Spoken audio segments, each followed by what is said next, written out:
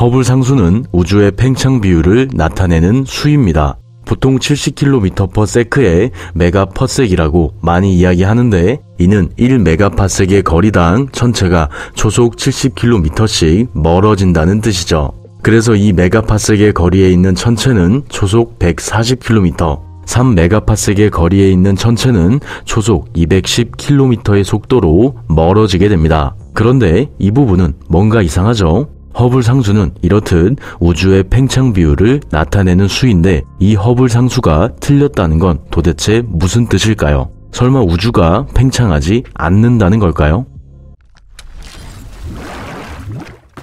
결론부터 이야기하자면 당연히 아닙니다. 그저 허블 상수 자체에 문제가 있다는 뜻이죠. 상수란 이름 그대로 절대로 변하지 않는 수를 이야기합니다. 예를 들어 1이라는 상수가 갑자기 2가 되거나 3이 되지는 않는 것처럼 상수는 항상 변하지 않는 값을 가져야 한다는 거죠. 하지만 허블 상수는 그렇지 않습니다. 예를 들어 2019년 8월에 측정된 허블 상수는 73.3에 플러스 마이너스 1.36km/s 메가파섹이었고요. 2019년 9월에는 76.8에 플러스 마이너스 2.6km/s 메가파섹이었죠. 심지어 같은 해 10월에 측정된 허블 상수는 74.2에 플러스 마이너스 2.7km/s 메가파섹이었습니다. 이렇듯 허블 상수는 측정할 때마다 값이 계속해서 바뀌고 있고요. 또 이렇게 측정된 값도 정확하지 않아서 오차값을 가지게 됩니다. 허블 상수를 정말 상수라고 부르기에는 너무나도 부족하다는 거죠. 하지만 진짜 문제는 이런 말장난이 아닙니다. 앞에서 말했듯이 사실 허블 상수는 측정될 때마다 값이 계속해서 변하고 있는데요. 이때 구해지는 허블 상수의 값이 더 정확해지는 것이 아니라 정말 다른 값이 나온다는 것과 동시에 오차값을 가진 정확한 수가 나오지 않는다는 게 진짜 문제입니다. 한마디로 우리가 허블 상수를 정확히 구할 수 없다는 게 진짜 문제라는 거죠. 정말 너무 얄밉죠? 그렇다면 왜 이런 문제가 생기는 걸까요? 허블 상수를 구하는 방법은 생각보다 간단합니다. 우주가 팽창하고 있고 이 팽창 속도가 항상 일정하다고 가정했을 때 우리를 기준으로 어떤 천체든 우리에게서 얼마나 빠르게 멀어지고 있는지를 확인하기만 하면 되기 때문이죠. 참고로 여기서 우리를 기준으로, 즉 어떻게 우주의 중심이 우리가 될 수 있냐라고 생각하실 수 있는데요. 이는 우주에 중심이 없기 때문에 가능한 일입니다. 예를 들어 여기 보이는 모든 점을 천체라고 가정해보죠. 여기서 만약 이 2차원의 우주가 팽창하게 되면 어떤 일이 일어나게 될까요? 당연하게도 이 천체들은 모두 서로에게서 더 멀어지게 될 겁니다. 그리고 이렇게 멀어진 천체들 중에서 어떤 점이든 우리가 원하는 점을 골라 중심이라고 하게 되면 이 점을 중심으로 모든 천체가 멀어지는 걸 확인할 수 있죠. 이는 어떤 점을 중심으로 놓던 그 점이 이 2차원의 우주의 중심이 된다는 것을 뜻합니다. 우리 우주도 이와 마찬가지죠. 우리가 우리 우주의 어디를 중심으로 놓건 바로 그곳이 우주의 중심이 됩니다. 그래서 우주의 중심을 우리로 잡아도 문제될 게 없고요. 또 여기서 이 점을 A, B, C라고 하고 이 점들이 서로로부터 1m씩 멀어졌다고 했을 때 같은 시간 동안 A를 기준으로 B는 1m만큼, C는 2m만큼 멀어진 걸 볼 수 있는데요. 여기서 C가 A로부터 2m만큼 멀어지는 이유는 B가 A를 기준으로 1m만큼 멀어지는 동안 C가 A와 B에게서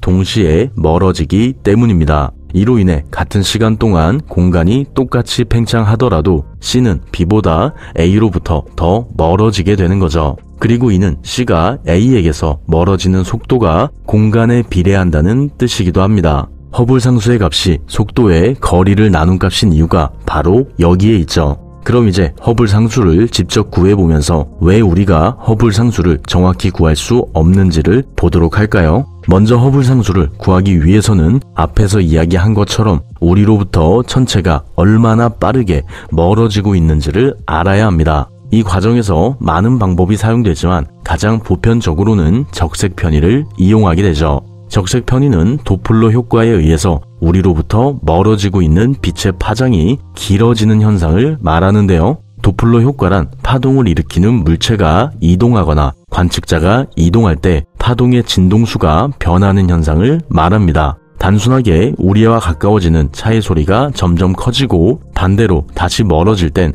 소리가 작아지는 것도 도플러 효과에 의한 현상이죠. 그리고 이는 파동인 빛에게도 당연히 해당되는 일입니다.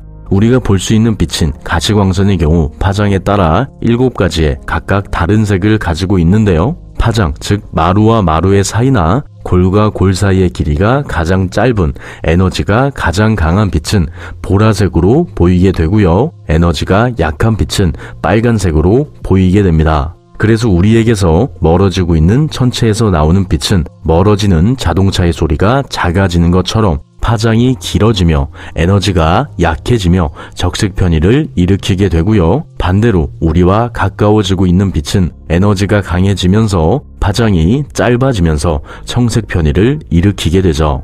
여기서 청색 편의라는 말이 조금 이상하긴 하죠. 파장이 짧은 빛은 마지막에 보라색이 되는데 왜 이런 현상을 청색 편의라고 부르는 걸까요? 사실 청색 편의는 빛이 파란색으로 변하는 현상이 아닙니다. 그저 빛의 스펙트럼이 청색 쪽으로 이동한다는 의미를 가지고 있죠. 그러니까 청색 편의는 전체의 빛이 파란색으로 끝나는 게 아니라 파란색 쪽으로 이동하면서 마지막에는 보라색으로 끝나게 되는 현상을 말하는 겁니다. 이것도 조금 이름에 문제가 있죠. 어쨌든 이렇게 도플러 효과에 의해 적색 편의가 나타나게 되면 우리는 이를 이용해 어떤 천체의 속도를 구할 수 있습니다. M87 은하를 예로 들어보죠. M87 은하는 이미 알고 계시는 것처럼 최초의 블랙홀 사진이 촬영된 조금 간지나는 은하인데요. 이 M87 은하의 스펙트럼을 보면 이 은하의 적색 편의 값이 0.00436이라는 걸 확인할 수 있습니다. 참고로 적색 편의 값은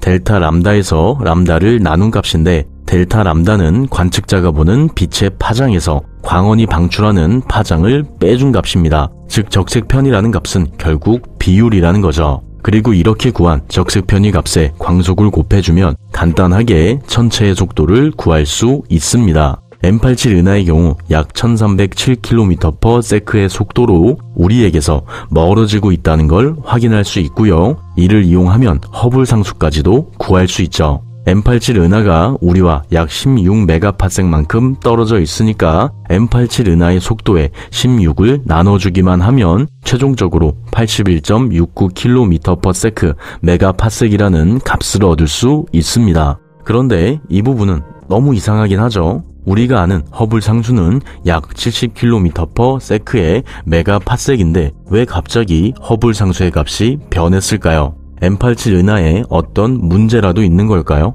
사실 이건 M87 은하만의 문제가 아닙니다. 지금 우리가 보고 있는 건 거리에 따른 천체들의 속도를 나타낸 그래프인데요. 여기서 예쁘게 그려진 직선은 허블 상수를 나타내고요. 이 점들은 모두 거리에 따른 천체들의 속도를 나타내죠. 그리고 이 점들을 자세히 보면 정말 장난꾸러기들처럼 허블 상수를 벗어나 있는 걸 볼 수 있습니다. 방금 전에 우리가 구한 M87 은하는 바로 이 점이죠. 이렇듯 사실 우리의 생각과는 다르게 실제로 천체들의 속도는 허블 상수의 값을 제대로 따르지 않습니다. 오히려 허블 상수를 따르지 않고 대부분 서로 다른 속도를 가지고 있죠.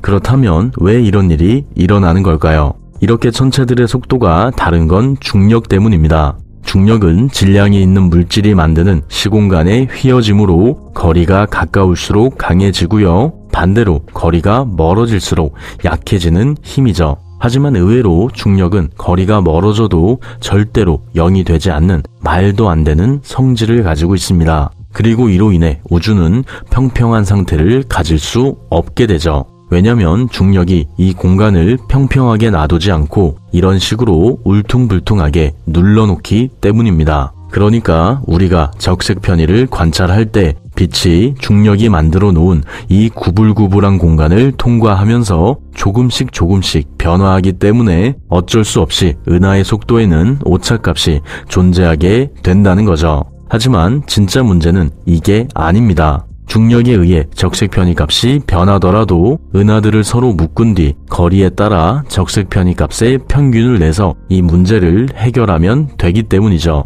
하지만 이렇게 평균을 냈을 때 허블 상수를 보면 우리가 아는 허블 상수의 모습을 찾을 수 없게 됩니다. 지금 보는 그래프의 직선은 우리가 알고 있는 허블 상수고 요렇게로 살짝 꺾여 있는 선이 중력의 상호작용을 고려한, 즉 적색 편의의 평균값을 이용한 허블 상수인데요. 바로 이 부분이 이번 영상의 진짜 문제입니다. 허블 상수가 이 직선처럼 항상 일정하다면 우리가 아는 대로 허블 상수는 상수로서 변하지 않는 값을 가지게 되지만, 이런 식으로 끝부분이 살짝 꺾여 있다면 허블 상수는 상수처럼 일정한 값을 가지지 못하는 동시에 우리가 아무리 정확하게 허블 상수를 구한다고 해도 허블 상수의 값이 끝에 가서는 변하기 때문에 허블 상수를 정확히 구할 수 없게 되죠. 하지만 이것만으로는 조금 부족하죠. 이렇게 허블 상수를 정확히 구할 수 없다면 왜 우리는 허블 상수를 상수라고 부르는 걸까요?